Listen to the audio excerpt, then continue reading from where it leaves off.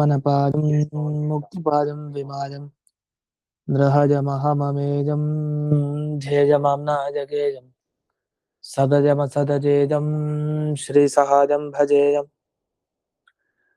तपस्वाध्याय शुश्रूषा कृष्णपूजारतं मुनिं विश्वेशमिष्टदं वन्दे परिम्राट् चक्रवर्तिनं श्रीगुरुभ्यो नमः हरिः ओम् श्रियः पत्ते नित्या गणितगुणमाणिक्यविशदप्रभा जालोल्लासोपहत सकलावद्यतमसे जगज्जन्मस्थेम प्रलयरचनाशीलवपुषे नमो शेषां नाजस्मृतिहृदयदीप्ताय हरये येन प्रादुरभाविभूमिमलये व्यस्तारिगोसन्ततिः प्राबोधिश्रुतिपङ्कजं करुणया प्राकाशितत्वं परं ध्वान्तं ध्वंसमनादिसाधुनिकरश्चाकारि सन्मार्गगः तेन व्यासदिवाकरेण सततं मात्याजि मे मानसम्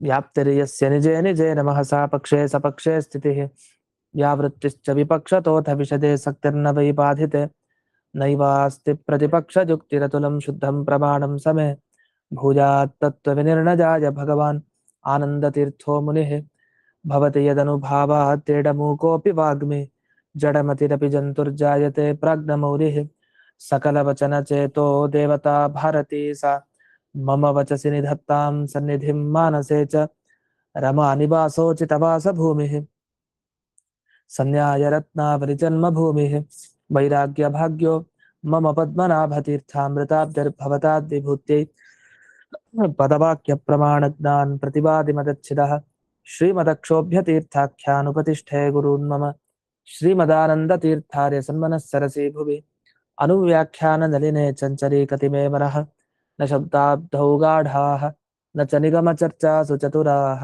न च न्याये प्रौढाः न च विदितवेद्यापि वयं परं श्रीमत्पूर्णप्रमतिगुरुकारुण्यसरणिं प्रपन्नामान्याः स्मः किमपि च वदन्तोऽपि महताम् ॐ नारायणं निखिलपूर्णगुणैकदेहं निर्दोषमाप्यतममप्यखिलैः सुवाक्यैः अस्योद्भवादिदमशेषविशेषतोऽपि वन्द्यं सदा प्रियतमं मम सन्नमामि कुपिता हि पणच्छाया समीकृत्या परं सुखं सेवन्ते यत्पदं धीराः तं भजे वल्लभं श्रियः ಈಗ ಇಯದಾಮದನಾಧಿಕರಣ ಹೊಸ ಅಧಿಕರಣ ಓಂ ಇಯತ್ ಆಮನನಾತ್ ಓಂ ಅಂತ ಬ್ರಹ್ಮಸೂತ್ರ. ಈ ಬ್ರಹ್ಮಸೂತ್ರದಕ್ಕೆ ವಿವರಣೆಯನ್ನು ಮಾಡ್ತಾ ಆಚಾರ್ಯರು ಅನುವ್ಯಾಖ್ಯಾನದಲ್ಲಿ ಹೀಗೆ ಹೇಳಿದ್ದಾರೆ. ಉಷಾ ಸ್ವಾಹ ಚ ಪರ್ಜನ್ಯೋ ಮಿತ್ರೋಗ್ನಿರ್ವರುಣೋ ವಿಧುಃ ಪ್ರವಹೋ ನಿರುದ್ಧ ಇಂದ್ರೋ ಮೇ ರುದ್ರೋ ವಾಣೀ ಚ ಮಾರುತಃ ಉತ್ತರೋತ್ತರತಸ್ತ್ವೇತೆ ಗುಣೈಃ ಸರ್ವೈಶ್ಚ ಮುಕ್ತಿಗಾಃ ಅಂತ. ಇದು ಮುಂದಿನ ಶ್ಲೋಕಗಳಿವೆ. ಪೂರ್ಣ ತಾರತಮ್ಯ ಪ್ರಕಾರ ಯಾರ್ಯಾರು ಏನೇನು ವಿಶೇಷತೆಯನ್ನ ಹೊಂದಿದ್ದಾರೆ ಅದನ್ನೆಲ್ಲ ಹೇಳ್ತಾ ಬರ್ತಾರೆ. ಅದರಲ್ಲಿ ಸಾಧಾರಣವಾಗಿ ಗ್ರಹಣ ಮಾಡಿದ್ದಾರೆ. ಇವ್ರು ನೋಡಿ, ಉಷಾ ಸ್ವಾಹ ಅಂತ ಶುರು ಮಾಡಿದ್ದಾರೆ. ಈಗ ಉಷಾ ಸ್ವಾಹ ಅಂದ್ರೆ ಈಗ ನಮಗೆ ತಾರತಮ್ಯ ಪ್ರಾರಂಭ ತಗೊಂಡ್ರೆ, ಮೇಲಿಂದ ತಗೊಂಡ್ರೆ ದೇವರಿಂದ ಶುರು, ಕೊನೆಗೆ ತಗೊಂಡ್ರೆ ಪುಷ್ಕರ ಅಂದ್ರೆ ಕರ್ಮಾಭಿಮಾನಿ ಪುಷ್ಕರ ಬರ್ಬೇಕು. ಆದ್ರೆ ಇವೆರಡನ್ನು ಇಲ್ಲಿ ತಗೊಂಡಿಲ್ಲ. ಶುರು ಮಾಡ್ತಾ ಆಚಾರ್ಯರು ಉಷಾ ಸ್ವಾಹ ಚ ಪರ್ಜನ್ಯು ಅಂತ ಹೇಳಿದ್ದಾರೆ. ಯಾಕೆ ಇದನ್ನು ತಗೊಂಡ್ರಿ? ಈಗ ಉಷಾಹ ಅಂತ ತಗೊಂಡಿದ್ದಾರೆ. ಈ ಉಷಾಹ ಅಂತಂದ್ರೆ ಯಾರು ಅಂದ್ರೆ ಉಷಾ ಸಕಾರ ಅಂತ ಶಬ್ದ ಎರಡು ಇದೆ. ಉಷಾ ಅಂತ ಒಂದು ಶಬ್ದ, ಉಷಾಹ ಅಂತ ಇನ್ನೊಂದು ಶಬ್ದ. ಈ ಎರಡರಲ್ಲಿ ಈ ಅಶ್ವಿನಿ ದೇವತೆಗಳ ಹೆಂಡತಿ ಇಲ್ಲಿ ಉಷಾ ಅಂತಂದ್ರೆ ಅಂತ ಉಷಾ ಸ್ವಾಹ ಅಂತ ತಗೊಂಡಿದ್ದಾರೆ. ಇಲ್ಲಿ ಅಶ್ವಿನಿ ಭಾರ್ಯೆಯನ್ನ ಯಾಕೆ ತಗೊಂಡಿದ್ದು ಅಂತ, ಇಲ್ಲಿಂದ ಯಾಕೆ ಪ್ರಾರಂಭ ಮಾಡಿದ್ದಾರೆ ಆಚಾರ್ಯರು ತಾರತಮ್ಯವನ್ನು ಹೇಳ್ಬೇಕಾದ್ರೆ ಅಂತ ಒಂದು ಪ್ರಶ್ನೆ. ಅದಕ್ಕೆ ಅವರು ಪೀಠಿಕೆ ತಗೊಳ್ತಾರೆ. ಯಾಕೀಗ ಈ ವಾಕ್ಯವನ್ನ ಉದಾಹರಿಸ್ತಾ ಇದ್ದಾರೆ ಮಧ್ವಾಚಾರ್ಯರು ಅಂದ್ರೆ, ಮೊದಲಿಂದ ಸುಧಾ ವಾಕ್ಯ ನೋಡಿ. ಮೊದಲು ಯೇಷಾಂ ಜ್ಞಾನಯೋಗ್ಯಾನ ಇದಂ ಮುಕ್ತಿ ಸಂಸಾರಯೋ ತಾರತಮ್ಯಂ ಸಮರ್ಥಿತಂ ತೇ ಛಂದೋಗಾನಾಂ ಉಪನಿಷದಿ ನಾಮ ವಾಗಾಧಿಕ್ರಮೇಣ ಪ್ರಾಣಾಂತಹ ಉಕ್ತಾಹ ಅಂತ. ಈ ಅಧಿಕರಣ ಹೊರಟಿದ್ದ ಇದಕ್ಕೆ ಅಂತೆ. ಈ ವಿಚಾರ ಯಾಕೆ ಬಂತು ಈಗ ಅಂದ್ರೆ, ಇದುವರೆಗೆ ಮುಕ್ತಿಯಲ್ಲಾಗ್ಲಿ ಸಂಸಾರದಲ್ಲಾಗ್ಲಿ ತಾರತಮ್ಯ ಇದೆ ಅಂತ ಗೊತ್ತಾಯ್ತು ಜೀವರಲ್ಲಿ. ಒಬ್ಬ ಜೀವ ತಾನು ಸಾಧನೆ ಮಾಡಿ ಮುಕ್ತಿಗೆ ಹೋಗ್ಲಿ ಇಲ್ಲೇ ಇರ್ಲಿ, ತಾರತಮ್ಯ ಅಂತೂ ಎಲ್ಲಾ ಜೀವರಲ್ಲಿದೆ. ಆದರೆ ಆಧಿಕಾರಿಕಾಣ ಯಾರು ಈ ತತ್ವಜ್ಞಾನವನ್ನ ಪಡಿಲಿಕ್ಕೆ ಯೋಗ್ಯತೆಯನ್ನ ಹೊಂದಿದ್ದಾರೆ, ಅಂದ್ರೆ ಇಂಥವ್ರಿಗೆ ಈ ಜ್ಞಾನ ಸಿಗ್ಬೇಕಪ್ಪ, ಇವನು ಯೋಗ್ಯ ಇದಕ್ಕೆ ಅಂತ ಇರ್ತಾರೆ, ಅಂಥ ವ್ಯಕ್ತಿಗೆ ತಾರತಮ್ಯ ಇಲ್ಲೂ ಕಟ್ಟಿಟ್ಟು ಬುತ್ತಿ ಅಲ್ಲೂ ಇದೆ ಮೋಕ್ಷದಲ್ಲಿ. ಇಲ್ಲಿ ನಮ್ಮ ಪ್ರಶ್ನೆ ಇಷ್ಟೇ, ಯಾರು ಈ ಜ್ಞಾನಕ್ಕೆ ಯೋಗ್ಯರೋ, ಯಾರು ಈ ಮೋಕ್ಷಕ್ಕೆ ಹೋಗ್ಲಿಕ್ಕೆ ಯೋಗ್ಯರೋ ಅಂಥವರಲ್ಲಿ ಈ ಧ್ಯಾನ ಮಾಡೋರಲ್ಲಿ ಕೊನೆಯವರು ಯಾರು ಅಂತ, ಶ್ರೇಷ್ಠರು ಯಾರು? ಒಬ್ಬ ಒಂದು ತೃಣರಾಶಿಯಲ್ಲಿರುವಂತಹ ಒಬ್ಬ ಜೀವನ್ ತಗೋಣ, ತುಂಬಾ ಕೆಳಮಟ್ಟದ ಜೀವ ಒಬ್ಬ. ಅಂತ ಕೆಳಮಟ್ಟದ ಜೀವ ಅಂತಂದ್ರೆ ಕೊನೆಯ ಕಕ್ಷೆಯಲ್ಲಿ ಬರುವಂತಹ ಜೀವ. ಅವನಿಂದ ಹಿಡ್ಕೊಂಡು ಅವನು ಮೋಕ್ಷಕ್ಕೆ ಹೋಗ್ತಾನೆ ಅಂತ ಇಟ್ಕೊಳ್ಳಿ. ದೈತ್ಯ ಅಲ್ಲ, ಅವನ್ ಬಿಟ್ಟು, ದೈತ್ಯರನ್ನ ಬಿಟ್ಟು, ಒಳ್ಳೆ ಸಾತ್ವಿಕ ಜೀವನೇ, ಅದರ ಯೋಗ್ಯತೆಯಲ್ಲಿ ತುಂಬಾ ಕಡಿಮೆ. ಇವನು ಮೋಕ್ಷಕ್ಕೆ ಹೋಗ್ಬೇಕು, ಅದಕ್ಕೆ ಏನ್ ಮಾಡ್ಬೇಕು? ಇವನು ದೇವರ ಧ್ಯಾನ ಮಾಡ್ಬೇಕು. ನಮ್ಮ ಪ್ರಶ್ನೆ, ಈ ಅಧಿಕಾರಿ ತಾರತಮ್ಯ ಕೊನೆಯ ವಿಶ್ರಾಂತಿ ಎಲ್ಲಿ ಅಂತ. ಅಧಿಕಾರಿ ತಾರತಮ್ಯದಲ್ಲಿ ಕೊನೆಯವರು ಯಾರು? ಯಾರು ದೇವರ ಧ್ಯಾನ ಮಾಡೋದ್ರಲ್ಲಿ ಕೊನೆಯವರು? ಕೊನೆಯವರು ಅಂತಂದ್ರೆ ಏನರ್ಥ? ಮುಂದಿರೋರು ಅಂತ ಅರ್ಥ. ಕೊನೆಯವರು ಅಂದ್ರೆ ಆ ಕೊನೆಯಲ್ಲಿ ಕೂತಿರ್ತಾರೆ ಅಂತಲ್ಲ, ಕೊನೆಗೆ ಅಲ್ಲೇ ನಿಲ್ಲೋದು. ಅಧಿಕಾರಿ ತಾರತಮ್ಯ, ದೇವರ ಭಕ್ತರಲ್ಲಿ ಶ್ರೇಷ್ಠ ಅಂದ್ರೆ ಅವರೇ. ಆ ತರ ಧ್ಯಾನ ಯಾರು ಮಾಡ್ಲಿಕ್ಕೆ ಸಾಧ್ಯ ಇಲ್ಲ. ಅದ್ ಯಾರು ಅಂತ ಪ್ರಶ್ನೆ. ಯಾಕೆಂದ್ರೆ ಛಾಂದೋಗ್ಯೋಪನಿಷತ್ತಿನಲ್ಲಿ ಅಂತ ಶುರು ಮಾಡ್ತಾರೆ. ಛಂದೋಗಾನಾಮ ಉಪನಿಷತ್ತಿ ಅಂದ್ರೆ ಛಾಂದೋಗ್ಯೋಪನಿಷತ್ತು. ಆ ಛಾಂದೋಗ್ಯೋಪನಿಷತ್ತಿನಲ್ಲಿ ಇದನ್ನು ಛಂದೋಗೋಪನಿಷತ್ತು ಅಂತಾನೆ ವ್ಯವಹಾರ ಮಾಡೋದು ಇದೆ. ನಾವೀಗ ಛಾಂದೋಗ್ಯ ಅಂತ ಕರೆಯೋದಿದೆ. ಅಂತೂ ಈ ಛಂದೋಗರ ಉಪನಿಷತ್ತಿನಲ್ಲಿ ಏನ್ ಮಾಡಿದ್ದಾರೆ? ನಾಮ ಬ್ರಹ್ಮೇತ್ಯುಪಾಸೀತ, ವಾಗ್ ಬ್ರಹ್ಮೇತ್ಯುಪಾಸೀತ, ಮನೋ ಬ್ರಹ್ಮೇತ್ಯುಪಾಸೀತ. ನಾಮ, ವಾಕ್, ಮನಸ್ಸು, ಸಂಕಲ್ಪ, ಚಿತ್ತ, ಧ್ಯಾನ, ವಿಜ್ಞಾನ, ಬಲ, ಅನ್ನ, ಅಪು, ತೇಜಸ್ಸು, ಆಕಾಶ, ಸ್ಮರ, ಆಶಾ, ಪ್ರಾಣ ಅಂತೆಲ್ಲ ಹೇಳಿದ್ದಾರೆ. ಇವರೆಲ್ಲ ಸುಮ್ಮನೆ ಹೆಸರು ಹೇಳಿದ್ದಲ್ಲ ಇಲ್ಲಿ. ಈ ಹೆಸರನ್ನ ಯಾಕೆ ಹೇಳಿದ್ರೆ ಇವರೆಲ್ಲ ಜ್ಞಾನ ಯೋಗ್ಯ ಗುರುಗಳಂತೆ. ಜ್ಞಾನ ಯೋಗ್ಯ ಗುರುಗಳು ಇವರು. ಅಂದ್ರೆ ಏನರ್ಥ? ಒಬ್ಬೊಬ್ಬರಿಂದ ಒಬ್ಬೊಬ್ಬರಿಗೆ ಜ್ಞಾನ ಸಿಗತ್ತೆ ಇವರ ಅನುಗ್ರಹ ಆದ್ರೆ. ಅಷ್ಟೇ ಅಲ್ಲ, ಇವರೆಲ್ಲ ಜ್ಞಾನ ಯೋಗ್ಯರು. ನಾಮ, ವಾಕು, ಮನಸ್ಸು, ಇವರೆಲ್ಲ ಜ್ಞಾನ ಯೋಗ್ಯರು. ಅಂದ್ರೆ ನಾಮ ಅಂದ್ರೆ ಹೆಸರು, ವಾಕ್ ಅಂದ್ರೆ ವಾಗೀಂದ್ರಿಯ, ಮನಸ್ಸು, ಸಂಕಲ್ಪ, ಚಿತ್ತ, ಧ್ಯಾನ. ಇದೇನ್ ಜಡನೋ ಚೇತನನೋ? ಇದೆಲ್ಲ ಜಡ. ಮತ್ತೆ ಜಡವಾದದ್ದೊಂದ್ಮೇಲೆ ಇದೆಲ್ಲ ಜ್ಞಾನ ಯೋಗ್ಯವಾದ ವಸ್ತು ಅಂತ ಹೇಗೆ ಕರಿತೀರಿ? ಆಕಾಶ ಅಂತ ಬಂತು, ಆಕಾಶ ಜ್ಞಾನ ಯೋಗ್ಯವಾದ ವಸ್ತು, ಅದಕ್ಕೆ ಜ್ಞಾನ ಬರುತ್ತೆ ಆಕಾಶಕ್ಕೆ? ಜಡ ತಾನೆ. ಮತ್ತೆ ನೀರಿಗೆ ಜಡತ್ವ ಇದೆ, ಅನ್ನಕ್ಕೆ ಜಡತ್ವ ಇದೆ, ಬಲ ಅನ್ನೋದಕ್ಕೂ ಜಡತ್ವ ಇದೆ. ಅವರ ಅಭಿಮಾನಿ ದೇವತೆಗಳನ್ನು ತಗೊಳ್ಬೇಕು ಅಂತ ಅರ್ಥ. ಅಂದ್ರೆ ಏನ್ ಮಾಡಿದ್ರು? ನಾಮದಿಂದ ಪ್ರಾರಂಭ ಮಾಡಿ ನಾಮ ಅಂತ ಒಂದು ಹೆಸರು ಕೊಟ್ಟು ಮೊದಲಿಗೆ, ಆಮೇಲೆ ವಾಕ್, ಈ ತರ ಕೊನೆಗೆ ಬರ್ತಾ ಬರ್ತಾ ಪ್ರಾಣರವರೆಗೆ ಬಂದಿದ್ದಾರೆ. ಪ್ರಾಣ ಅನ್ನೋ ಶಬ್ದವನ್ನು ಕೊನೆಗೆ ಬಳಸಿದ್ದಾರೆ. ಇಲ್ಲಿ ನಮಗೆ ಸಂಶಯ ಏನಂದ್ರೆ, ತತ್ರ ಕಿಂ ಪ್ರಾಣಯೇವ ಅಧಿಕಾರಿ ತಾರತಮ್ಯಸ್ಯ ಅವಧಿ ಉತ ಅಧಿಕೋಪಿ ಅಸ್ತಿ ಇತಿ ಸಂಶಯೇ ಸತಿ ಇಯದೇವ ದೇವತಾ ತಾರತಮ್ಯಂ ಇತಿ ಸಿದ್ಧಾಂತಿತ. ನಮಗಲ್ಲಿ ಪ್ರಶ್ನೆ ಬಂದಿದ್ದಷ್ಟೇ, ದೇವರ ಧ್ಯಾನ ಮಾಡೋದ್ರಲ್ಲಿ ಅಧಿಕಾರಿಗಳಲ್ಲಿ ಮುಖ್ಯ ಯಾರು? ಅಧಿಕಾರಿಯ ತಾರತಮ್ಯ ಎಲ್ಲಿ ನಿಲ್ಲತ್ತೆ ಕೊನೆಗೆ? ಈಗ ಹೇಳ್ತೀವಲ್ಲ, ಅಂದ್ರೆ ಬುದ್ಧಿವಂತರು ಕೊನೆಯವರು ಯಾರು ಅಂತ. ಅಂದ್ರೆ ಅವನಿಗಿಂತ ಇನ್ನೊಬ್ಬ ಸಿಗಲ್ಲ ಬುದ್ಧಿವಂತ, ಅಷ್ಟು ಬುದ್ಧಿವಂತ ಯಾರು ಅವನು. ಬುದ್ಧಿ ತಾರತಮ್ಯ ಕ್ವಚಿತ್ ವಿಶ್ರಾಂತಿ, ಎಲ್ಲೋ ಒಂದ್ ಕಡೆ ನಿಲ್ಬೇಕು. ಬುದ್ಧಿ ಪೂರ್ಣತೆ ಒಬ್ನಲ್ಲಿ ಇರ್ಬೇಕು. ಅದು ಯಾರು? ದೇವರೇ ಅಷ್ಟೇ. ಆದ್ರೆ ಇಲ್ಲ, ಆ ಪ್ರಶ್ನೆ ಅಲ್ಲ. ದೇವರ ಧ್ಯಾನ ಮಾಡೋದ್ರಲ್ಲಿ ತಾರತಮ್ಯ ಇದೆ. ಆ ಧ್ಯಾನ ಮಾಡೋರ ತಾರತಮ್ಯದಲ್ಲಿ ಅಂತಿಮ ಇವನ್ ತರ ಇನ್ಯಾರು ಮಾಡಲ್ಲ. ಅಂದ್ರೆ ಯಾರು? ಪ್ರಾಣಯೇವ ಅಂತ ಹೇಳ್ತಾರೆ, ಮುಖ್ಯ ಪ್ರಾಣದೇವರು ಅಂತ ಹೇಳ್ತಾರೆ. ಹಾಗಾದ್ರೆ ಮುಖ್ಯ ಪ್ರಾಣದೇವರೇ ದೇವರ ಧ್ಯಾನ ಮಾಡೋದ್ರಲ್ಲಿ ಅತ್ಯಂತ ಶ್ರೇಷ್ಠ ಭಕ್ತ, ಜೀವೋತ್ತಮ ಅಂತ ಅರ್ಥ. ಈ ಜೀವೋತ್ತಮತ್ವವನ್ನ ಇಲ್ಲಿ ಹೇಳಿದ್ದಾರೆ. ಅದು ಪ್ರಶ್ನೆ ಇಷ್ಟು ಬಂತು, ಪ್ರಾಣನಿಗಿಂತ ಮುಂದೆನೂ ಇರ್ದಾರೋ ಒಳ್ಳೆ ದೇವ ಧ್ಯಾನ ಮಾಡೋರು, ಅಥವಾ ಪ್ರಾಣನೇ ಕೊನೆಯವನು ಅಂತ. ಇದರಿಂದ ನಮಗ್ ಗೊತ್ತಾಯ್ತು ಪ್ರಾಣನೇ ಕೊನೆಯವರು ಅಂತ ಹೇಳ್ತಾರೆ. ಆ ರೀತಿ ಹೇಳಿದ್ರೆ ಜೀವೋತ್ತಮತ್ವ ಸಿದ್ಧ ಆಯ್ತು. ಜೀವರಲ್ಲಿ ಅತ್ಯಂತ ಉತ್ಕೃಷ್ಟ ವ್ಯಕ್ತಿ ಅಂದ್ರೆ ಅದು ಪ್ರಾಣ. ಯಾಕೆ ಅಂದ್ರೆ ಆ ಪ್ರಾಣದೇವರು ಧ್ಯಾನ ಮಾಡೋ ತರ ಇನ್ಯಾರು ಮಾಡಲ್ಲ ಭಗವಂತನ ಧ್ಯಾನವನ್ನ ಅಂತ. ಇಷ್ಟು ಅಂದ್ರೆ ಪ್ರಾಣದೇವರ ತರ ಯಾರು ಧ್ಯಾನ ಮಾಡ ಅಂದ್ರೆ ಪ್ರಾಣದೇವರಿಂದ ಎಲ್ಲ ರುಜು ದೇವತೆಗಳು ತಗೊಳ್ಬೇಕು. ಅದು ಮರೆಯೋ ಹಾಗಿದೆ ನಾವು. ಎಷ್ಟೋ ಸಲ ಏನಾಗ್ಬಿಡುತ್ತೆ, ಬ್ರಹ್ಮದೇವ್ರಿಗೆ ಮಾತ್ರ ಹೀಗೆ ಅಂತ ಬರುತ್ತೆ.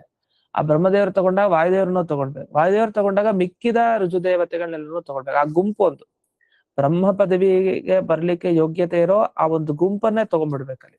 ಆ ಗುಂಪಿನ ಬಗ್ಗೆ ಒಂದೊಂದ್ ಕಡೆ ಉಲ್ಲೇಖ ಮಾಡ್ತಾರೆ.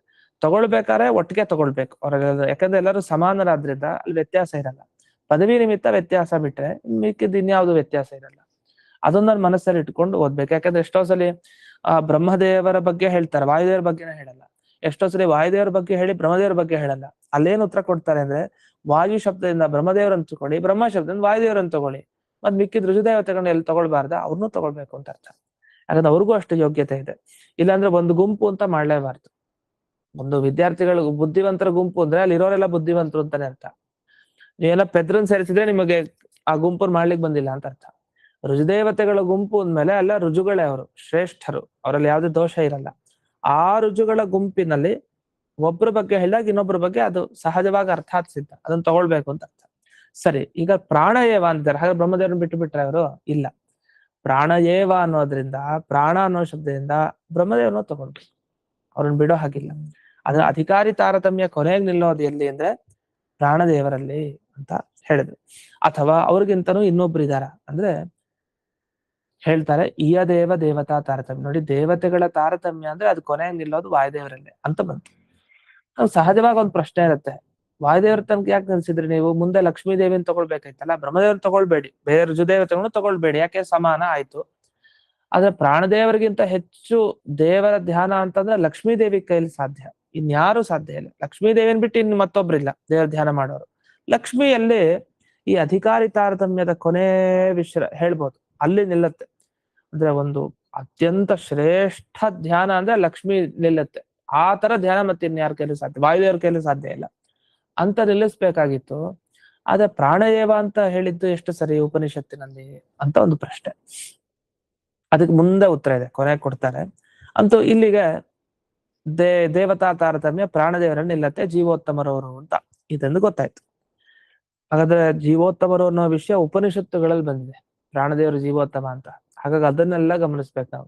ಇಲ್ಲಾಂದ್ರೆ ಸುಮ್ಮನೆ ಪ್ರಾಣದೇವ್ರ ಜೀವೋತ್ತಮ, ಹರಿಸರ್ವೋತ್ತಮ, ವಾಯು ಜೀವೋತ್ತಮ. ಹರಿಸರ್ವೋತ್ತಮ ಅಂತ ಗೊತ್ತಾಗ್ಬಿಡುತ್ತೆ, ಯಾಕಂದ್ರೆ ಎಲ್ಲ ಆದೋವಂತೇಚ ಮಧ್ಯೇಚ ವಿಷ್ಣು ಸರ್ವತ್ರ ಗೀಯತೆ. ಯಾವುದೇ ಪುರಾಣ ಯಾವುದೇ ಇದು ಎಲ್ಲ ಮೊದಲು ಮತ್ತೆ ಕೊನೆ ಮಧ್ಯ ಎಲ್ಲಾ ಕಡೆ ದೇವ್ರ ಬಗ್ಗೆ ಹೇಳ್ತಾರೆ. ಸರಿ, ಹರಿಸರ್ವೋತ್ತಮತ್ವ ಸಿದ್ಧ ಆಯ್ತು.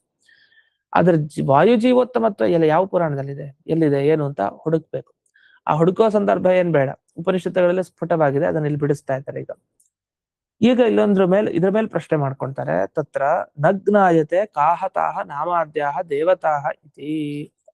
ಇಲ್ಲಿ ನಾಮ, ವಾಕ್, ಮನಸ್ಸು ಅಂತೆಲ್ಲ ಬಂತಲ್ಲ, ಯಾವ್ಯಾವ ದೇವತೆ ಕರೀತಾರೆ? ನಾಮ ಅಂತ ಯಾವ ದೇವತೆ ಇದು? ವಾಕ್ ಅಂದ್ರೆ ಆ ವಾಕಿಗೆ ಅಭಿಮಾನಿ ದೇವತೆ ಯಾರು? ಮನೋಭಿಮಾನಿ ದೇವತೆ ಯಾರು? ಸಂಕಲ್ಪಕ್ಕೆ ಅಭಿಮಾನಿ ದೇವತೆ ಯಾರು? ಚಿತ್ತಕ್ಕೆ ಅಭಿಮಾನಿ ದೇವತೆ ಯಾರು? ಇದೆಲ್ಲ ಗೊತ್ತೇ ಇಲ್ಲ. ಇದೆಲ್ಲ ಗೊತ್ತಿಲ್ಲ ಅಂದ್ಮೇಲೆ ನೀವು ಹೇಗೆ ಆ ದೇವತೆಗಳಲ್ಲಿ ತಾರತಮ್ಯ ಹೇಳಲಿಕ್ಕೆ ಹೊರಟಿದ್ದೀರಿ ಅಂತ ಪ್ರಶ್ನೆ. ಅಷ್ಟೇ ಅಲ್ದೇನೆ ಕಥಂಚ ಪಂಚದಶ ಇವ, ಮತ್ತೆ 15 ಮಾತ್ರ ಹೇಳ್ತಾ ಇದ್ದಾರೆ ಜ್ಞಾನ ಯೋಗ್ಯರು ಅಂತ. ಇದಕ್ಕಿಂತಲೂ ಹೆಚ್ಚಿರ್ಬಹುದಲ್ಲ ಅಂದ್ರೆ ಅದೇ ಈ ತರ ಎಲ್ಲ ಪ್ರಶ್ನೆಗಳ ಮನಸ್ಸಲ್ಲಿ ಇಟ್ಕೊಂಡು, ಒಂದು ಪ್ರಾಣದೇವರಿಗಿಂತ ಯಾಕೆ ಹೆಚ್ಚಿಲ್ಲ, ಇನ್ನೊಬ್ರು ಇರ್ಬೋದಲ್ಲ. ಹಾಗೆ ಅಲ್ಲಿ ನಾಮ, ವಾಕು ಅಂದ್ರೆ ಯಾವ್ಯಾವ ದೇವತೆಗಳು, ಜೊತೆಗೆ 15 ಜನರನ್ನ ಯಾಕೆ ಸಂಗ್ರಹ ಮಾಡ್ತಾ ಇದ್ರಿ, ಇನ್ನೂ ಜಾಸ್ತಿ ಜನ ಇದಾರಲ್ವಾ ಅಂತಂದ್ರೆ, ಇದೆಲ್ಲಾ ಪ್ರಶ್ನೆಗಳಿಗೆ ಉತ್ತರ ಕೊಡ್ಲಿಕ್ಕೆ ಬೃಹತ್ ಸಂಹಿತೆಯ ಮಾತನ್ನ ಆಚಾರ್ಯರು ಹೇಳ್ತಾ ಇದ್ದಾರೆ. ಅವ್ರ ವಾಕ್ಯ ಅಲ್ಲ ಆಗದ್ರೆ, ಇದು ಅನುವ್ಯಾಖ್ಯಾನದಲ್ಲಿ ಅವ್ರ ಮಾತು ಅಂತ ನಾವ್ ಯಾಕೆ ಅನ್ನೋದು ಅವ್ರು ಹೇಳಿದ್ರಿಂದ. ಆದ್ರೆ ಅವರು ಸ್ವಂತ ರಚನೆ ಮಾಡಿದ್ದಲ್ಲ, ಅವರು ಪ್ರಮಾಣ ಕೊಡ್ತಾ ಇದ್ದಾರೆ. ಇಷ್ಟೆಲ್ಲ ಪ್ರಶ್ನೆಗೆ ಈ ಅನುವ್ಯಾಖ್ಯಾನ ಓದಿದ್ರೆ ನಮಗೆ ಉತ್ತರ ಸಿಗುತ್ತೆ ಅಂತ ಬೃಹತ್ ಸಂಹಿತೆಯ ಮಾತನ್ನ ಕೊಟ್ಟಿದ್ದಾರೆ. ಆ ಬೃಹತ್ ಸಂಹಿತೆಯಲ್ಲಿ ಬಂದಿದ್ದು ನಾವು ನೋಡಿದ್ವಿ, ಉಷಾ ಸ್ವಾಹಾಚ ಪರ್ಜನ್ಯ ಅಂತೆಲ್ಲ. ಹಾಗಾದ್ರೆ ಪ್ರಾಣೋಭಾವ ಸರ್ವೇಭ್ಯೋ ಭೂಯಾನ್ ಅಂತ ಕೌಂಠರವ್ಯ ಶ್ರುತಿ ಏನ್ ಹೇಳುತ್ತೆ, ಎಲ್ಲಾ ದೇವತೆಗಳಿಗಿಂತ ಸರ್ವೇಭ್ಯ ಭೂಯಾನ್ ಪ್ರಾಣ ಶ್ರೇಷ್ಠ ಪ್ರಾಣ ಅಂತ ಕೌಂಠರವ್ಯ ಅಂತ ಒಂದು ಶ್ರುತಿ, ಆ ವೇದ ವಾಕ್ಯ ಹೇಳ್ತಾ ಇದೆ. ಅಲ್ಲಿ ಹೇಳಿ ಮುಂದಕ್ಕೆ ಸಿದ್ಧಾಂತ ಮಾಡ್ತಾರೆ, ಮುಖ್ಯ ಪ್ರಾಣ ದೇವರಿಗಿಂತ ಮತ್ತೊಬ್ರು ಉತ್ತಮರಿಲ್ಲ ಅಂತ. ಅದೇ ಲಕ್ಷ್ಮೀ ದೇವಿಯನ್ ಬಿಟ್ಟು ಅವರು ಆ ಲಕ್ಷ್ಮೀ ದೇವಿ ಅಧಿಕಾರಿಗಳಲ್ಲಿ ಸೇರಲ್ಲ. ಲಕ್ಷ್ಮೀ ದೇವಿಯ ಯೋಗ್ಯತೆನೇ ಬೇರೆ. ಅದಕ್ಕೆ ಈ 15ನೇ ಅಧ್ಯಾಯ ಭಗವದ್ಗೀತೆಯಲ್ಲೂ ಕ್ಷರ ಪುರುಷ ಅಕ್ಷರ ಪುರುಷ ಅಂತ, ಅಕ್ಷರ ಅಂತ ಅವಳು ವಿಭಾಗನೇ ಬೇರೆ, ಅವಳು ಜೀವಕೋಟಿಲಿ ಸೇರಿಸಲ್ಲ ಲಕ್ಷ್ಮೀ ದೇವಿನ. ಲಕ್ಷ್ಮಿ ಪೃಥಕ್, ಅವಳು ಪ್ರತ್ಯೇಕ, ದೇವ್ರು ಬೇರೆ, ಈ ಕಡೆ ಜೀವರೇ ಬೇರೆ, ಅಂದ್ರೆ ಬ್ರಹ್ಮದೇವರಿಂದ ಆರಂಭಿಸಿ ಬೇರೆ. ಲಕ್ಷ್ಮೀ ದೇವಿನ ಸೇರಿಸ್ಕೊಂಡ್ರೆ ಆಗ ಬೇರೆ ಮಾತು, ಆಗ ಲಕ್ಷ್ಮೀ ದೇವಿನೇ ಶ್ರೇಷ್ಠಳು ಅನ್ಬೇಕು. ಆದ್ರೆ ಅಧಿಕಾರಿಗಳಲ್ಲಿ ಲಕ್ಷ್ಮಿಯನ್ನು ಸೇರಿಸೋದೇ ಇಲ್ಲ, ಆ ಪದ್ಧತಿ ಇಲ್ಲ. ಜೀವಕೋಟಿ ಪ್ರವಿಷ್ಟಳಲ್ಲ ಲಕ್ಷ್ಮೀ ದೇವಿ, ಅವಳು ನಿತ್ಯ ಮುಕ್ತಳು. ಅವಳು ಈ ಸಂಸಾರಕ್ಕೆ ಬಂದು ಪ್ರಕೃತಿ ತೊಳೆದುಕೊಳ್ಬೇಕು, ಅದೆಲ್ಲ ಪ್ರಕೃತಿ ಬಂಧನದಿಂದ ಬಿಡುಗಡೆ ಆಗ್ಬೇಕು ಅಂತೆಲ್ಲ ಇಲ್ಲ. ಯಾಕಂದ್ರೆ ಅವಳೇ ಪ್ರಕೃತಿ ಬಂಧನವನ್ನು ಉಂಟು ಮಾಡೋಳು ಬೇರೆಯವ್ರಿಗೆಲ್ಲ. ಅದರಿಂದ ನಿತ್ಯ ಮುಕ್ತಳಾದ್ರಿಂದ ದೇವರು ಮತ್ತೆ ಲಕ್ಷ್ಮೀದೇವಿ ಬೇರೆ. ಅವರಲ್ಲೂ ವಿಭಾಗ ಯಾಕೆ ಅಂದ್ರೆ ಲಕ್ಷ್ಮೀದೇವಿ ಅಸ್ವತಂತ್ರಳು, ಪರಮಾತ್ಮ ಸ್ವತಂತ್ರ ಅಂತ. ಈ ತರ ಪದಾರ್ಥ ವಿವೇಕ, ಈ ತತ್ವ ಸಂಖ್ಯಾನ ತತ್ವ ವಿವೇಕ ಎಲ್ಲ ಓದ್ತೀವಲ್ಲ ಆಚಾರ್ಯರ ಗ್ರಂಥನ, ಅದಿದಕ್ಕೆ. ಮೊದಲು ನಮ್ಮ ಸಿದ್ಧಾಂತದಲ್ಲಿ ಏನ್ ಪದಾರ್ಥಗಳಿವೆ, ನಾವ್ ಯಾವ್ದನ್ನು ಒಪ್ಪಿದೀವಿ, ಯಾವ್ದು ಏನು ಅಂತ, ಅಲ್ಲಿ ಈ ವಿಷಯಗಳೆಲ್ಲ ಸಿಗತ್ತೆ. ಈ ಸರಿ, ಇಲ್ಲಿ ಪ್ರಕೃತಕ್ಕೆ ಬಂದ್ರೆ ಈ ಕೌಂಠರವ್ಯ ಶ್ರುತಿಯಲ್ಲಿ ಸಿದ್ಧಾಂತ ಮಾಡ್ಬಿಟ್ಟಿದ್ದಾರೆ ಮುಂದೆ. ಪ್ರಾಣದೇವರೇ ಎಲ್ಲರಿಗಿಂತಲೂ ಶ್ರೇಷ್ಠ ದೇವತೆಗಳಲ್ಲಿ ಅಂತ ಹೇಳ್ಬಿಟ್ಟಿದ್ದಾರೆ, ಅವ್ರಿಗಿಂತ ಉತ್ತಮರಿಲ್ಲ ಅಂತ. ಆದ್ರೆ ಇಲ್ಲಿ ಪ್ರಶ್ನೆ ಒಂದೇ ನಮ್ಗೆ, ಈ ದೇವತೆಗಳು ಯಾರು, ಇಷ್ಟೇ ದೇವತೆಗಳ, ಇವರಿಗಿಂತ ಜಾಸ್ತಿ ಜನ ಇದ್ದಾರ ಏನು ಅಂತೆಲ್ಲ ಬಂದ್ರೆ ಇಲ್ಲ. ಅವಾಗ ಹೇಳ್ತಾರೆ ಉಷಾ ಸ್ವಾಹ ಚ ಪರ್ಜನ್ಯೋ ಅಂತ ಈಗ ಶುರು ಮಾಡ್ತಾರೆ. ಉಷಾ ಅಂದ್ರೆ ಯಾರು, ಅದಕ್ಕೆ ವ್ಯಾಖ್ಯಾನ ಜಯತೀರ್ಥರದು. ಅಶ್ವಿನೋಹೋ ಭಾರ್ಯ, ಅಶ್ವಿನಿ ದೇವತೆಗಳ ಹೆಂಡತಿ ಅಂತ. ಸರಿ, ಸ್ವಾಹ ಅಂದ್ರೆ ಯಾರು, ಉಷಾ ಸ್ವಾಹ ಚ ಪರ್ಜನ್ಯೋ, ಸ್ವಾಹಾದೇವಿ ಅಂದ್ರೆ ಅಗ್ನೇಹೇ ಭಾರ್ಯ, ಅಗ್ನಿಯ ಹೆಂಡತಿ ಪತ್ನಿ. ಇನ್ನು ಪರ್ಜನ್ಯೋ, ಪರ್ಜನ್ಯ ಅಂದ್ರೆ ಯಾರು, ಮಿತ್ರಶ್ಚ ಆದಿತ್ಯವು ಅಂತ ಹೇಳಿದ್ರು. ಪರ್ಜನ್ಯ ಅಂತಂದ್ರೆ ಇಲ್ಲಿ ಎರಡನ್ನು ತಗೊಳ್ಬೇಕಂತೆ. ಪರ್ಜನ್ಯ ಅಂತಂದ್ರೆ ಮಿತ್ರ, ಪರ್ಜನ್ಯ ಮತ್ತೆ ಮಿತ್ರ ಅಂತ ತಗೊಳ್ಬೇಕಂತೆ. ಅದರಲ್ಲಿ ಪರ್ಜನ್ಯೋ ಮಿತ್ರಶ್ಚ ಆದಿತ್ಯವು ಅಂತ ಹೇಳ್ತಾರೆ. ಇವರಿಬ್ರು ಆದಿತ್ಯರು. ಆದಿತ್ಯ ಅಂದ್ರೆ ಸೂರ್ಯ, ಆದಿತ್ಯ ಅಂತ ತಗೊಳ್ತೀವಲ್ಲ. ಈ ಪರ್ಜನ್ಯ ಮತ್ತೆ ಮಿತ್ರ ಇಬ್ಬರನ್ನ ಆದಿತ್ಯರು ಅಂತ ತಗೊಳ್ಳಿ. ದ್ವಾದಶ ಆದಿತ್ಯರು ಅಂತ ಹೇಳ್ತೀವಲ್ಲ ಅಲ್ಲಿ. ಅದು ಆದಿತ್ಯ ಅನ್ನೋ ಶಬ್ದ ಏನಾಗ್ಬಿಟ್ಟಿದೆ, ಸೂರ್ಯನಲ್ಲೇ ಹೆಚ್ಚು ಬಳಸೋದಿದೆ. ವಸ್ತುತಃ ಆದಿತ್ಯರು ದ್ವಾದಶ, 12 ಜನ. ಅದು ಅದಿತಿಯ ಮಕ್ಕಳು ಆದಿತ್ಯರು ಅಂತ ಅನ್ಬೇಕು. ಅದಿತೇಹ ಅಪತ್ಯಂ ಪುಮಾನ್ ಆದಿತ್ಯ ಅಂತ ಹೇಳ್ಬೇಕು, ಅದಿತಿಯ ಮಕ್ಕಳು ಅಂತ. ಅದು ಆದಿತ್ಯ ಅಂದ್ರೆ ಅದು ಸೂರ್ಯನಲ್ಲೇ ಬಳಸುವಂತಹ ಒಂದು ರೂಢಿ ಶಬ್ದನೂ ಇದೆ. ಆದ್ರೆ ಇಲ್ಲ ಅದನ್ನು ಹೇಳ್ತಾ ಇಲ್ಲ. ಇವರಿಬ್ರು ಆದಿತ್ಯರು ಅಂತ ಇಷ್ಟು ಹೇಳಿದ್ದಾರೆ, ಪರ್ಜನ್ಯ ಮಿತ್ರ. ಇನ್ನು ಪ್ರವಾಹ ಅಂತ ಒಂದು ಶಬ್ದ ಬಂತು, ಅದಕ್ಕೆ ಬಿಡಿಸಿದ್ದಾರೆ. ಪ್ರವಾಹ ಅಂತಂದ್ರೆ ಯಾರು, ಮರುತ್. ಪ್ರವಾಹ ಅಂದ್ರೆ ವಾಯು, ಪ್ರವಾಹ ವಾಯು ಅಂತ ಕರಿತೀವಲ್ಲ, ಆ ಪ್ರವಾಹ ವಾಯು. ಇನ್ನು ಅನಿರುದ್ಧ ಅಂದ್ರೆ ಯಾರು, ಕಾಮನ ಮಗ ಅನಿರುದ್ಧ. ಇವರೆಲ್ಲ ಅಂದ್ರೆ ಈ ಶ್ಲೋಕದಲ್ಲಿ ಉದಾಹರಿಸಿದ ಎಲ್ಲರೂ ಮುಕ್ತಿಗಾಹ ಸಂಸಾರಗಾಶ್ಚ, ಮುಕ್ತಿಯಲ್ಲಿರ್ಲಿ ಸಂಸಾರದಲ್ಲಿರ್ಲಿ ಒಬ್ಬೊಬ್ಬರು ಹಿಂದಿನವರಿಗಿಂತ ಮುಂದಿನವರೆಲ್ಲ ಉತ್ತಮರಾಗಿರ್ತಾರೆ. ಅಂದ್ರೆ ಇಂದ್ರದೇವರಿಗಿಂತ ರುದ್ರದೇವರು, ರುದ್ರದೇವರಿಗಿಂತ ಪ್ರಾಣದೇವರು. ಉತ್ತರೋತ್ತರತಸ್ತ್ವೇದೆ ಗುಣೈ ಸರ್ವೈಶ್ಚ, ಎಲ್ಲಾ ಗುಣಗಳಿಂದ ಉತ್ತರೋತ್ತರತಃ ಅಭಿವೃದ್ಧಿ. ಅಂದ್ರೆ ಮುಂದಿನವರು ಶ್ರೇಷ್ಠರು, ಹಿಂದಿನವರು ಅದಕ್ಕಿಂತ ಕಡಿಮೆ. ಇದನ್ನ ಸರ್ವೈಹಿ ಗುಣೈಹಿ ಉಕ್ತ ಕ್ರಮೇಣ ಉತ್ತರೋತ್ತರತ ಏವ ವರ್ತಂತೆ, ಮುಂದೆನೆ ಜಾಸ್ತಿ ತಾರತಮ್ಯದಲ್ಲಿ ಮುಂದೆನವರು ಶ್ರೇಷ್ಠರು ಅಂತ ಗೊತ್ತಾಗುತ್ತೆ ಅಂತ ಬರುತ್ತೆ. ಇಲ್ಲಿ ಯಾರ್ಯಾರನ್ನು ಸಂಗ್ರಹ ಮಾಡಿದ್ದಾರೆ ಅಂತ ಒಮ್ಮೆ ಶ್ಲೋಕದಲ್ಲಿ ಮತ್ತೆ ಗಮನಿಸಿ. ಉಷಾ ಅಶ್ವಿನಿ ದೇವತೆಯ ಹೆಂಡತಿ, ಅಗ್ನಿದೇವರ ಪತ್ನಿ, ಪರ್ಜನ್ಯ ಮಿತ್ರ, ಅಗ್ನಿ ಅಂತ ಮತ್ತೆ ಅಗ್ನಿಯ ಗ್ರಹಣವನ್ನ ಮಾಡಿದ್ದಾರೆ. ಹಾಗಾದ್ರೆ ಪರ್ಜನ್ಯ ಅನ್ನೋ ಹೆಸರಿನ ಆದಿತ್ಯ, ದ್ವಾದಶ ಆದಿತ್ಯರಲ್ಲಿ. ಮಿತ್ರ ಅನ್ನೋ ಹೆಸರಿನ ಆದಿತ್ಯ ಅಗ್ನಿ, ಆಮೇಲೆ ವರುಣ, ವಿಧು ಅಂದ್ರೆ ಚಂದ್ರ, ಆಮೇಲೆ ಪ್ರವಾಹವಾಯು, ಅನಿರುದ್ಧ ಅಂದ್ರೆ ಕಾಮ, ಮನ್ಮಥನ ಮಗ ಅನಿರುದ್ಧ. ಇನ್ನು ಇಂದ್ರೋಮೆ ಅಂತ ಬಂತು. ಇಂದ್ರೋಮೆ ಅಂತಂದ್ರೆ ಏನು, ಇಂದ್ರದೇವರು ಮತ್ತೆ ಪಾರ್ವತಿ ದೇವಿ ಅಂತ ಅರ್ಥ. ಇಂದ್ರೋಮೆ ಅಂತ ಹಾಕಿದ್ದಾರೆ, ಇಂದ್ರ ಉಮಾ. ಇನ್ನು ರುದ್ರ ದೇವರು, ವಾಣಿ ಅಂದ್ರೆ ಭಾರತೀ ದೇವಿಯನ್ನು ತಗೊಳ್ಬೇಕು. ವಾಣಿ ಅಂದ್ರೆ ಸರಸ್ವತಿ ಮಾತ್ರ ಅಲ್ಲ. ಇನ್ನು ಮಾರುತಃ ಅನ್ನೋ ಶಬ್ದದಿಂದ ಮುಖ್ಯ ಪ್ರಾಣ, ಜೊತೆಗೆ ಬ್ರಹ್ಮದೇವರು, ಅವ್ರನ್ನೂ ತಗೊಳ್ಬೇಕು. ಮತ್ತೆ ರುಜುದೇವತೆಗಳಂತೂ ಇದ್ದೇ ಇರ್ತಾರೆ, ರುಜುದೇವತೆಗಳ ಪತ್ನಿಯರನ್ನು ತಗೊಳ್ಬೇಕು ವಾಣಿ ಅನ್ನೋ ಶಬ್ದದಿಂದ. ಹೀಗೆ ಉತ್ತರೋತ್ತರ ತಸ್ತ್ವೇತೆ, ಇವರೆಲ್ಲ ಗುಣಗಳಿಂದ ಒಬ್ಬರಿಗಿಂತ ಒಬ್ರು ಶ್ರೇಷ್ಠ ಅಂತ. ಇದಾದ ಮೇಲೆ ಇನ್ನೊಂದು ಹೇಳ್ತಾರೆ ಇಲ್ಲಿ. ಉಷಾ ಅನ್ನೋ ಶಬ್ದ ಸ್ವಲ್ಪ ಗೊಂದಲಕ್ಕೀಡಾಗಿದೆ ಅಂತೆ. ಯಾಕಂದ್ರೆ ಉಷಾ ಅನ್ನೋ ಶಬ್ದ ಇನ್ನೊಬ್ಬರಲ್ಲೂ ಬಳಸ್ತಾರೆ. ಈ ಅನಿರುದ್ಧನ ಹೆಂಡತಿ ಉಷಾದೇವಿ ಒಬ್ಬಳಿದ್ದಾರೆ. ಆ ಅನಿರುದ್ಧನ ಪತ್ನಿ ಉಷಾದೇವಿ ಇಲ್ಲಿ ತಗೊಳ್ಬಾರ್ದು, ಅಶ್ವಿನಿ ದೇವತೆಗಳ ಪತ್ನಿ ಉಷಾದೇವಿ. ಹೇಗ್ ಗೊತ್ತಾಗತ್ತಿದು? ಅನಿರುದ್ಧ ಅಂದ್ರೆ ಯಾರು, ಕೃಷ್ಣ ಮತ್ತೆ ರುಕ್ಮಿಣಿ, ಅವ್ರಿಗೆ ಸಂಬಂಧಪಟ್ಟ ಅನಿರುದ್ಧ, ಅವನನ್ನು ತಗೊಳ್ತಾ ಇರೋದು. ಆ ಅನಿರುದ್ಧನ ಹೆಂಡತಿಯಾದವಳು ಉಷಾದೇವಿ ಅಂತ ಬಂತು. ಈ ಉಷಾದೇವಿ ಇಲ್ಲಲ್ಲ. ಹಾಗಾದ್ರೆ ಯಾವ ಉಷಾದೇವಿ ಇದು? ಅಶ್ವಿನೋಹೋ ಭಾರ್ಯ ಅಂತ ಬರೆದು. ಇಲ್ಲಿ ಉಷಾ ಅನ್ನೋ ಶಬ್ದದಲ್ಲಿ ಒಂದು ವ್ಯತ್ಯಾಸ ಐತಿ ಅಂತೆ. ಒಂದು ಉಷಾ ಅಂತ ಬಳಸ್ತಾರೆ, ರಮಾ ಶಬ್ದ ತರ, ಸೀತಾ ರಮಾ ಅಂತೆಲ್ಲ ಬರುತ್ತಲ್ಲ, ಈ ಶಬ್ದಗಳ ತರ ಉಷಾ ಅನ್ನೋ ಶಬ್ದ. ಈ ಶಬ್ದ ಅನಿರುದ್ಧನ ಪತ್ನಿಯನ್ನು ಹೇಳ್ತಾರೋ ಶಬ್ದ ಉಷಾ ಅಂದ್ರೆ. ಉಷಾಹ ಅಂತ ವಿಸರ್ಗ ಹಾಕಿ, ಉಷಾಸ್ ಸಕಾರ ಹಾಕ್ಬಿಟ್ರೆ, ಉಷಾಹ ಅಂತ ವಿಸರ್ಗ ಹಾಕಿಬಿಟ್ರೆ ಅಂಥ ಉಷಾದೇವಿ ಅಂತಂದ್ರೆ ಅದು ಅಶ್ವಿನಿ ದೇವತೆಗಳ ಹೆಂಡತಿ, ಭಾರ್ಯ ಅಂತ ಅರ್ಥ. ಈ ವ್ಯತ್ಯಾಸವನ್ನ ಗಮನಿಸ್ಕೊಳ್ಬೇಕು. ಅದನ್ನ ಇಲ್ಲಿ ಉಷಾಹ ಅಶ್ವಿನೋಹ ಭಾರ್ಯ ಅಂತ ಅದನ್ನ ಬಿಡಿಸಿದ್ದಾರೆ. ಇದೊಂದು ವಿಷಯ. ಹೀಗೆ ಈ ತಾರತಮ್ಯದ ವಿಷಯದಲ್ಲಿ ಮೊದಲಿಗೆ ಒಂದಿಷ್ಟು ದೇವತೆಗಳ ಹೆಸರನ್ನ ಹಾಕಿದ್ದಾರೆ. ಇದರಿಂದ ಏನು ಉತ್ತರ ಕೊಟ್ಟ ಹಾಗಾಯ್ತು ಈಗ ಸದ್ಯಕ್ಕೆ? ಯಾಕೆ ನಮ್ ಪ್ರಶ್ನೆ ಇದ್ದಿದ್ದೇನು, ಇಲ್ಲಿ ನಾಮ ವಾಕ್ ಮನಸ್ಸು ಅಂತ ಈ ಛಂದೋಗೋಪನಿಷತ್ತಿನಲ್ಲಿ ಬರುತ್ತಲ್ಲ, ಅಲ್ಲಿ ಯಾವ ದೇವತೆಗಳ ಬಗ್ಗೆ ಹೇಳಿದ್ದಾರೆ, ಮತ್ತೆ 15ಕ್ಕಿಂತ ಹೆಚ್ಚು ದೇವತೆಗಳಿದಾರ, ಪ್ರಾಣದೇವರೇ ಕೊನೆನಾ ಅಧಿಕಾರಿ ವರ್ಗದಲ್ಲಿ ಅಂತೆಲ್ಲ ಪ್ರಶ್ನೆ ಇದೆ. ಈ ಪ್ರಶ್ನೆಗೆ ಇದರಿಂದ ಏನು ಉತ್ತರ ಬಂತು ಅಂತ ಇನ್ನೂ ಗೊತ್ತಾಗ್ಲಿಲ್ಲ ನಮ್ಗೆ. ಇವ್ರೇನ್ ಹೇಳಿದ್ರು, ತಾರತಮ್ಯ ಇದೆ, ಒಬ್ರಿಗಿಂತ ಮುಂದಿನವರು ಶ್ರೇಷ್ಠರಾಗಿರ್ತಾರೆ ಅಷ್ಟೇ ಹೇಳಿದ್ರು. ಅಂದ್ರೆ ಆ ಪ್ರಶ್ನೆಗೆ ಇದೇನು ಉತ್ತರ ಹೇಗ್ ಬರುತ್ತೆ ಅನ್ನೋದನ್ನ ಅವರೇ ಮತ್ತೆ ಪ್ರಶ್ನೆ ಮಾಡ್ಕೊಂಡು ಹೋಗ್ತಾರೆ ಮುಂದೆ ಜಯತೀರ್ಥರು. ಅದೇನು ಉತ್ತರ ಸಿಗತ್ತೆ ಅನ್ನೋದನ್ನ ನಾಳೆ ದಿವಸ ನೋಡೋಣ ಅಂತ ಹೇಳ್ತಾ ಇಂದಿನ ಪಾಠವನ್ನ ಗುರುವಂತರ್ಗತ ವ್ಯಾಸರಾಜ ಗುರುವಂತರ್ಗತ ಭಾರತೀಯ ರಮಣ ಮುಖ್ಯ ಪ್ರಾಣಾಂತರ್ಗತ ಶ್ರೀಮನ್ ಮೂಲ ಗೋಪಾಲಕೃಷ್ಣನಿಗೆ ಅರ್ಪಣೆಯನ್ನು ಮಾಡ್ತೇನೆ. ಶ್ರೀಕೃಷ್ಣ ಅರ್ಪಣ. ಧನ್ಯವಾದಗಳು. ಹರಿಯೇ ನಮಃ. ನಮಸ್ಕಾರ ಗುರುಗಳೇ. ನಮಸ್ಕಾರ.